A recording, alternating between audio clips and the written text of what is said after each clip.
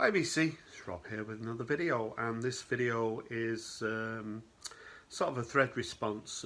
Julius Jabbar did a video a couple of nights ago about duos, concentrated on jazz, and Norman Maslow Mazzy did a video, maybe it was last night or the night before. I don't post that many videos, I can't keep track, but all about duos.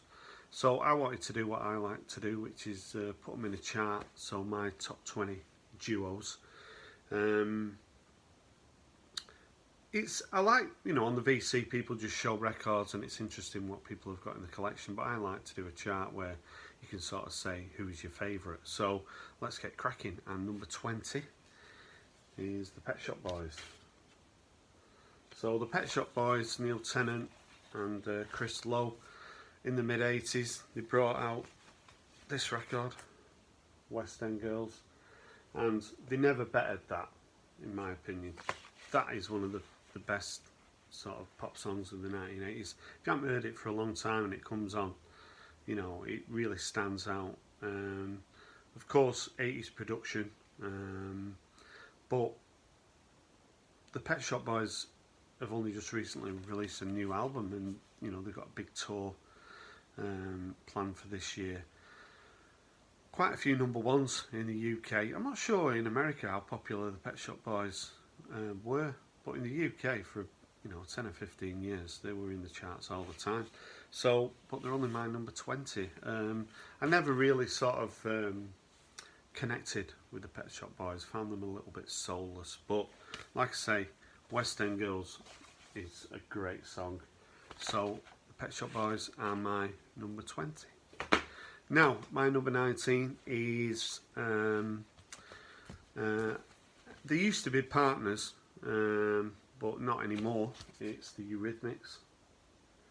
Used to be in a band called the Tourists, and then in 82 formed the Eurythmics, and in 83 started having a lot of hits, Sweet Dreams and Love Is a Stranger, number one with There Must Be an Angel, Who's That Girl, Here Comes the Rain Again. Just hit after hit in the mid-80s. Suffer a little bit again from sort of the 80s production. You don't see people on the VC showing the Eurythmics, whether that's because most people have got their albums or they're just not maybe deemed as cool. But there's no doubt in the mid-80s the Eurythmics were hugely successful, and I don't dislike them. I've got them as my number 19. So yeah, the Eurythmics, my number 19. Now, my number 18 is the Brothers Johnson, and that's George and Louis Johnson, formed in 75, and for me it's all about Strawberry Letter 23. I know it's not their song, but when I heard it in, I think it was 77, I've always loved that song. It's one of my favourite records of all time. There's something about it. It sort of came from nowhere. It wasn't a big hit in the UK. I think it was number 5 in America. They also released a song called Stomp in 1980, which I really like. And yeah, I'm always trying to pick up Brothers Johnson stuff. So yeah, they're my number 18, the Brothers Johnson. Now, my number 17 is the Associates. So the Associates are from, they were from Dundee, up in Scotland, and this album, Sulk, is from 1982, and there's a track on this album called Party Fears 2, and when that came out, and it's still another great single. Andy Rankin and Billy Mackenzie, and Billy Mackenzie had a real sort of unique voice, and he took his life, I'm not sure, it must be well over 20 years ago, and they never really followed this album up. They had other hits. I think it was Club Country was a hit. I think they're the only 2 hits off this album, but yeah, the Associates sort of came, conquered, and then disappeared. But yeah, for about 12 months, this was one of my favourite albums. So from 1982, the Associates are my number 17. Now, my number 16 is Moon Duo. So 6 months ago, I didn't even know who Moon Duo were, but I picked this album up maybe about September. Ripley Johnson and Sean Yamda, I think it's his wife. They make up Moon Duo.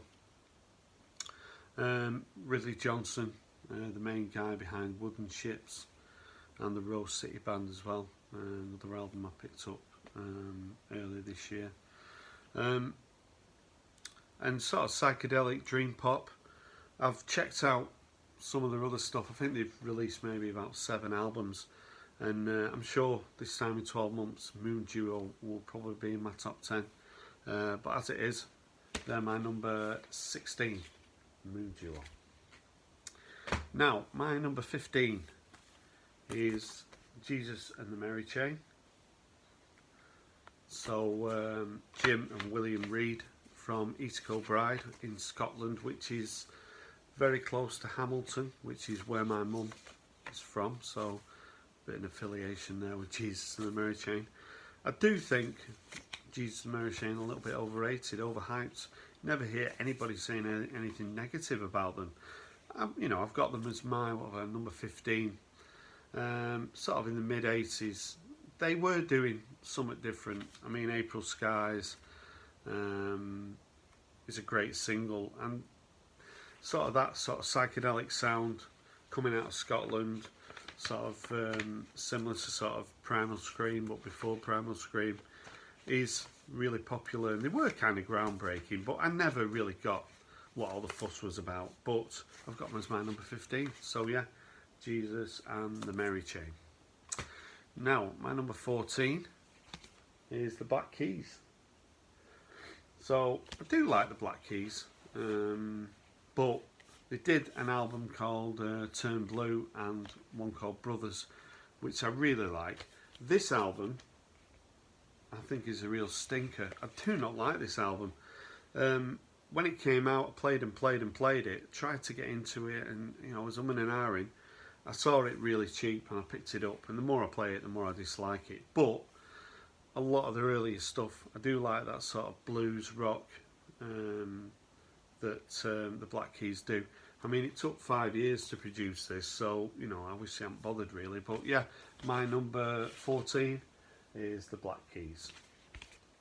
Now, my number 13 is the Sleaford Mods. So Sleaford is a place very close to Nottingham, which is sort of in the Midlands near Birmingham in the UK. And the Sleaford Mods, I spoke about them before. Jason Williamson and Andy Fern. Jason, he's done lots of sort of mundane jobs. He tried to be a pop star, tried to be an indie star, it just wasn't working. But he had sort of inner belief, and he started to just write songs and put down his own lyrics. And then he saw Andy Fern, who sort of works a bit of a beatbox, and together they produced the Sleaford Mods. And they sort of sing or talk or rap or whatever you want to call it over sort of a beatbox sound. And it's sort of social, humorous, gets you thinking. I've watched documentaries about the Sleaford Mods, and they're really interesting. Jason's really intelligent, got a really nice family, and the way they've grown over the last 5 years from very humble beginnings, it's going to be interesting to see where they are in another 5 years. But yeah, I really like the Sleaford Mods, so they're my number 13. Now, my number 12 is Blancmange. So Neil Arthur and Stephen Luscombe are Blancmange. And again, 1982 was a great year for singles, and Living on the Ceiling came out. I love that song, like a sitar in it, and Neil Arthur, the way he sort of sings, pretty original. I love that song. I saw them supporting the Human League about 8 years ago, and I was blown away how great they sounded. They covered the ABBA song, The Day Before You Came, a track called Blind Vision that I really like. But so many duos sort of came out of the UK in the 1980s, and Blancmange one of my favourites. So, my number 12 are Blancmange. Now, where are we up to? Number 11 is the Chemical Brothers, Tom Rowlands and Ed Simmons from Manchester, formed in the late 80s. And when the Chemical Brothers sort of burst on the scene, two DJs, I wasn't really sure the longevity of them. You've got Fatboy Slim, Underworld, Massive Attack, Prodigy, that sort of music really prevalent in the early 90s. But the Chemical Brothers, fantastic live at Glastonbury last year. They were phenomenal. From what I saw on TV, put a great show on. My son was there, he said it was amazing. Friends went to see them in Manchester, I think it was in October. Laser show, the sound, the feel, the vibe was amazing. This album came out last year, No Geography, and it's a really good album. So yeah, Chemical Brothers from Manchester, my number 11. Now, number 10, sort of on the coattails of the Chemical Brothers, if you like, is Daft Punk. So, two guys from France, Guy and Thomas. Bit more sort of DJs, but with anonymity and a bit more of a pop vibe, more commercial, hugely successful, collaborated with a lot of different artists, and I really like Daft Punk, so they're my number 10, Daft Punk. Now, number 9, from Liverpool, is Orchestra Manoeuvres in the Dark, OMD. I can remember OMD coming onto the scene in the early 80s. I bought Messages when it came out. I used to just buy the singles. They had a run of big hit singles in the UK. Joan of Arc, Enola Gay, Maid of Orleans, Souvenir. You know, my bit of trivia about Andy McCluskey is I used to go out with one of his ex-girlfriends, and she wasn't that complimentary about him, but yeah, I'll keep that to myself. But yeah, OMD, Orchestra Manoeuvres in the Dark, they're my number 9. Now, number 8 is Field Music. That's David and Peter Brewis, two brothers from Sunderland. And Field Music, little tale, had a VC meetup last year in the summer with Ross Goodall was there, and Callum Rhodes.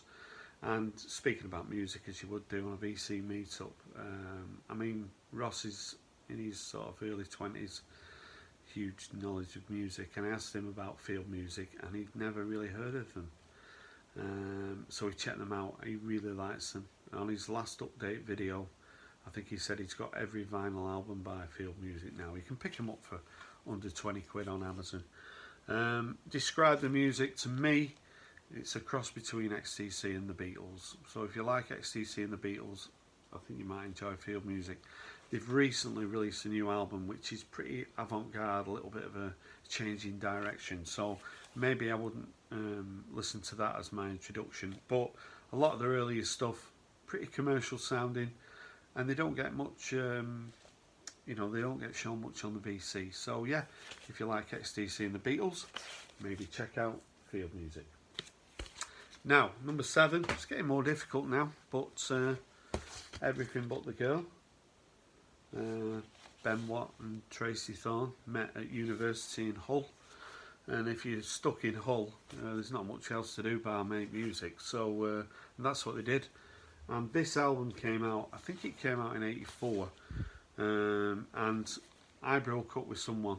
I didn't want to break up that relationship, and this album, every song on this album sort of took me into places I didn't want to go really, but it did help. Some great songs on here, like Singing About the Mundane. Tracy Thorn's vocal is kind of unique, a bit Marmite. You either like it or you love it, and I love it. And all Everything But the Girls albums, they sort of changed direction a little bit in the mid-90s with Missing, but massive hit in the UK and in America. But the early Everything But the Girl sort of sends shivers up my spine. So yeah, number 7, Everything But the Girl. Now, number 6, Sparks. So Sparks, brothers, Ron and Russell. Where'd you go with Sparks? I mean, I can remember seeing them on Top of the Pops in the mid-70s, and Ron on the keyboards looking a little bit like Adolf Hitler really freaked me out. But take all that away, the songs, fantastic. This Town Ain't Big Enough for the Both of Us, one of the best singles of the 1970s. Looks, Looks, Looks, Amateur Hour. And then at the end of the 70s, they came back with Beat the Clock and number 1 song all over Heaven. But they've continued to record. On my last video, I picked up Hippopotamus, which is their 23rd album. And they've got the kind of, in America, never really that successful, but they've got like a bit of a cult following in the UK. A lot of people on the VC from the UK got a lot of time for Sparks. I know James Griffiths has seen them live. Makes me a little bit jealous, that. But yeah, they've got a new album coming out very soon as well. So yeah, my number 6, Sparks. Now, number 5, the top 5, is T-Rex. I don't have any albums by T-Rex. This time last year, would T-Rex be in my top 5? Probably not, but Richard McCook on the VC is a big champion of T-Rex, huge fan of them. Really likes the albums. Like I say, I don't have any, so I need to really sort that out. I love the singles. I think they're one of the best, certainly one of the best single bands of the 1970s, but the whole catalogue is pretty faultless. Really sad, of course, Mark Bolan, the way he died, those circumstances. His career was on the wane, but who knows, another couple of years he might have got his mojo back. Friendship with David Bowie, you know, and he could have, you know, his career could have took off again, but it's one of the great unknowns, really. But yeah, my number 5 is T-Rex. Now, number 4, I'm going to show a CD, because I do not have any vinyl by this sort of duo, and it's Air. So the French duo, Nicolas Godin and Jean Bertel, and this came out in 1998. And in '98, I was listening to Oasis, Blur, Manic Street Preachers, that sort of music. I was not listening to anything like Air, but when I heard Sexy Boy, All I Need, Kelly Watch the Stars, this is such a great album, and it made me sort of investigate other albums by Air, and the solo work by both the people in Air is really good as well. So I said before, I don't really like buying records on vinyl when I've got the CD, but I think I'm going to have to make an exception, because this is just a masterpiece, really. So yeah, my number 4 is Air. Now, into the top 3. Number 3 is the Style Council. So I'm having the Style Council as a duo. It's my video. It's my top 20. They did have other members, but predominantly I call them a duo. Mick Talbot, Paul Weller, formed in '83. The Ashes of the Jam and the Merton Parkers. Strange combination, really, when I didn't know anything about Mick Talbot, really, but great keyboard player. Their albums, a little bit patchy. Our Favourite Shop's a good album, but their other albums are, you know, a bit up and down. Great singles though, and they were great live. I saw them live countless times. So yeah, my number 3, the Style Council. Now we're into the top 2 now, and keep you guessing who my number 2 is. And it's Tears for Fears. So 30 years ago, I wouldn't be holding a Tears for Fears album and saying, you know, they're one of my favourite duos and favourite artists, but they are. I can remember when sort of Mad World came out, Change, Pale Shelter. I thought they were good singles, but I sort of didn't really take that much notice of them. I thought they'd be here today, gone tomorrow. A little bit like Depeche Mode, but I was wrong. A lot of those sort of synthesized talk in the sort of early to mid 80s, they had really great careers, and they brought out Songs of the Big Chair, which contains Shout, Mother's Talk, huge hit in America. Everybody Wants to Rule the World. And then this album came out, Sowing the Seeds of Love, and this is I love this album. It's a masterpiece. Woman in Chains, Advice for the Young at Heart, Sowing the Seeds of Love. They released other albums. Production, yeah, it's 80s sounding, but I just really liked Tears for Fears. I went to see them in 2005, and they released an album called Everyone Loves a Happy Ending. I think that's what it's called. I love that on vinyl. And the sound of them was phenomenal. Great sounding band. And yeah, one of my favourite sort of bands, duos, whatever you want to call them. So my number 2 duo is Tears for Fears.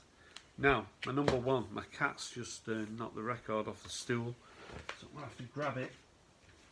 So when I was going to think about doing this response, these were always going to be my number 1, and it was sort of work my way backwards from this duo. So I'm not sure whether you could think who it's going to be. It's Steely Dan. So Walter Becker and Donald Fagen. That sort of sophisticated jazz, R&B, reggae, everything mixed together to come up with Steely Dan. I can remember, I've said before, 77, 78, I heard FM. I loved it. It wasn't a hit, so I sort of ignored it a little bit. But over 30 years, really, I've just gradually enjoyed Steely Dan more and more. And their albums in the 1970s are pretty faultless in my opinion. So yeah, my favourite duo of all time is Steely Dan. So those are my top 20. Hope you enjoyed looking at what my favourite duos are. Like I say, I like doing a chart, it makes it more interesting. So thanks Julius for coming up with this thread idea. Thanks to Mazzy, as always, entertaining us with his response. And I thought I'd put my response out there. So hope you enjoy this video. If you've got any comments, love to hear from you. Have a great weekend, and bye for now.